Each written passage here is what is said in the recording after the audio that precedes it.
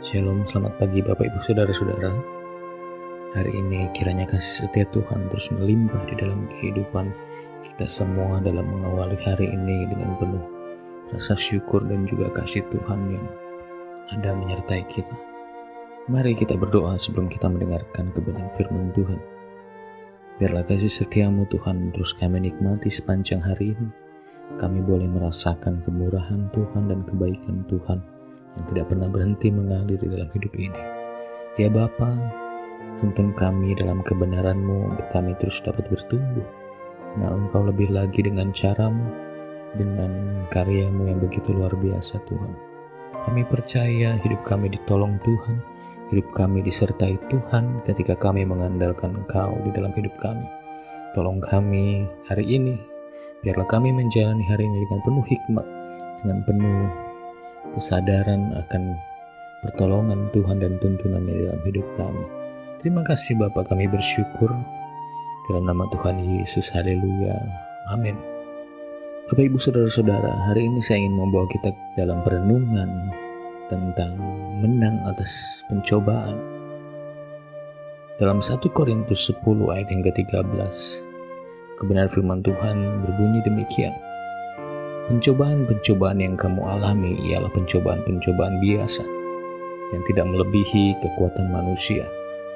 Sebab Allah setia, dan karena itu Ia tidak akan membiarkan kamu dicobai melampaui kekuatanmu.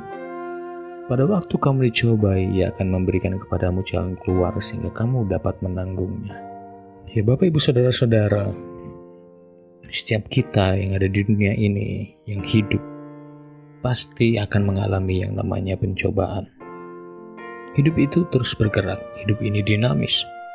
Oleh karena itu, kita tidak akan pernah bisa luput dari yang namanya masalah dan tantangan. Namun kita percaya bahwa ketika pencobaan itu datang, tantangan, permasalahan, maka kita akan melaluinya bersama dengan Tuhan. Kita pasti akan mengalami kemenangan dan bahkan menjadi seorang yang lebih daripada pemenang. Kemenangan atas pencobaan tentu tidak terjadi hanya dengan doa saja. Ada beberapa hal yang perlu kita ketahui sebagai umat Tuhan untuk bisa mengalami kemenangan terhadap pencobaan dan persoalan yang kita hadapi.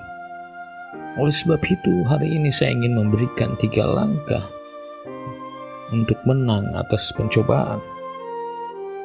Yang pertama adalah milikilah persepsi yang akurat. Seringkali hidup kita tidak ditentukan oleh realitas yang dihadapi.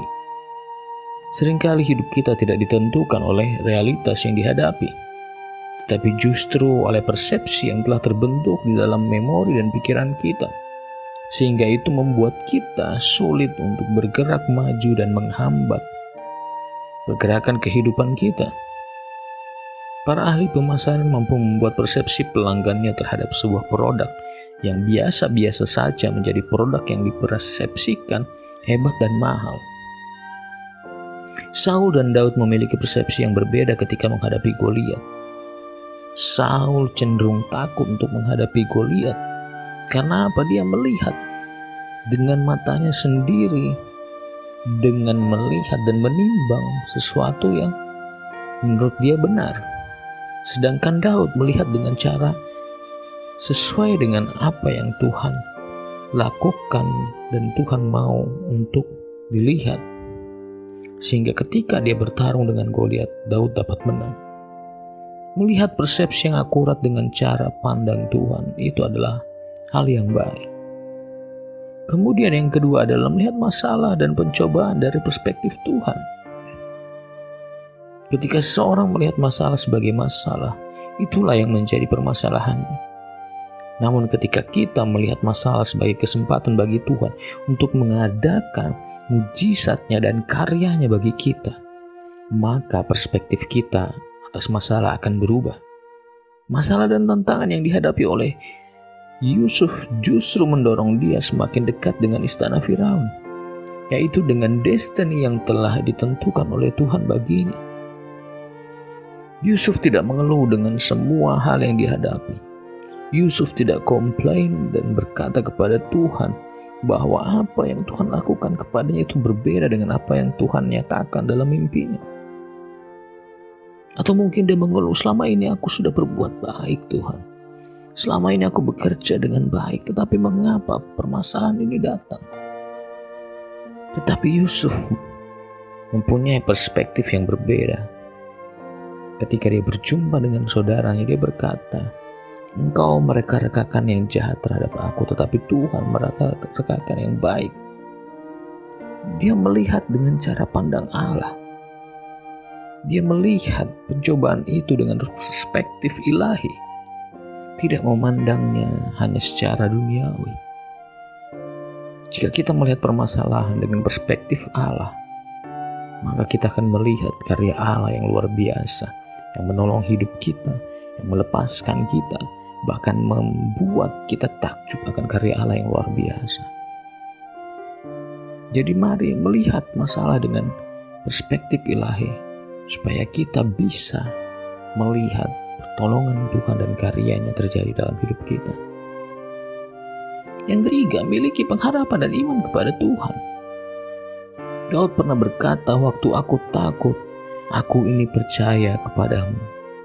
Dalam Mazmur 56 ayat 4. Tuhan adalah Tuhan yang setia dan Dia sanggup mengerjakan sesuatu dan menolong kita tepat pada waktunya.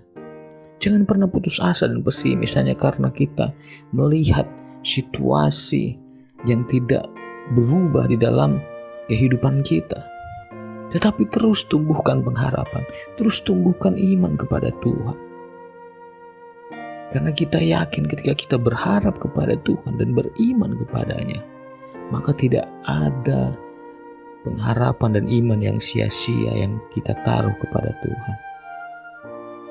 Ketika kita mempunyai permasalahan hidup dalam pekerjaan kita, Tuhan akan bukakan jalan.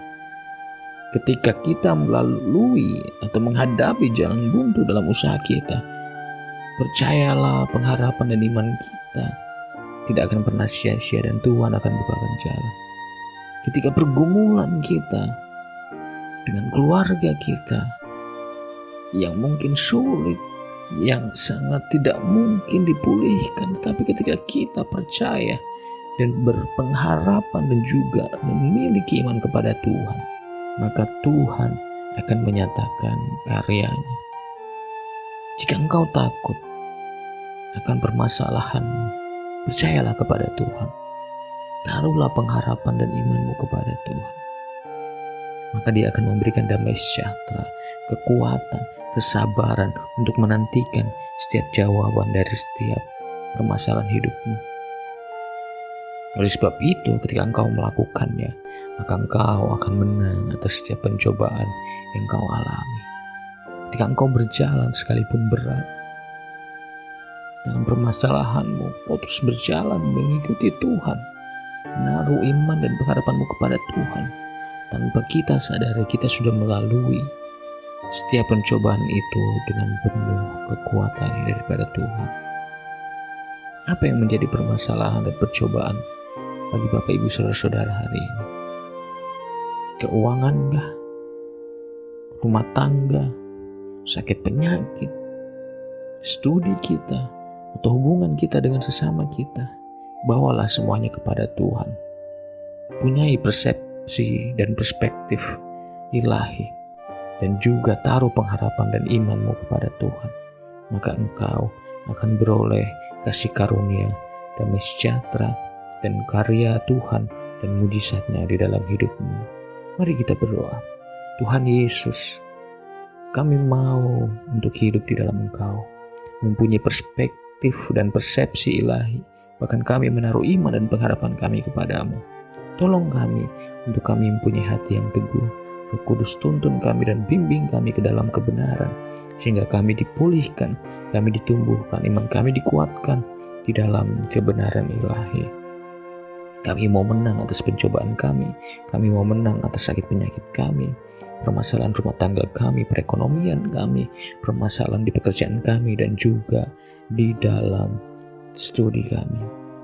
Terima kasih Bapa, kami bersyukur, kami percaya ketika kami menaruh pengharapan dan iman kami di dalam Engkau, maka iman dan pengharapan kami tidak pernah sia-sia. Terima kasih Bapa, kami bersyukur untuk hari ini. Biarlah penyertaan Tuhan dan pertolongan-Nya ada atas kami. Dalam nama Tuhan Yesus, kami bersyukur. Haleluya. Amin. Terima kasih. Tuhan Yesus memberkati.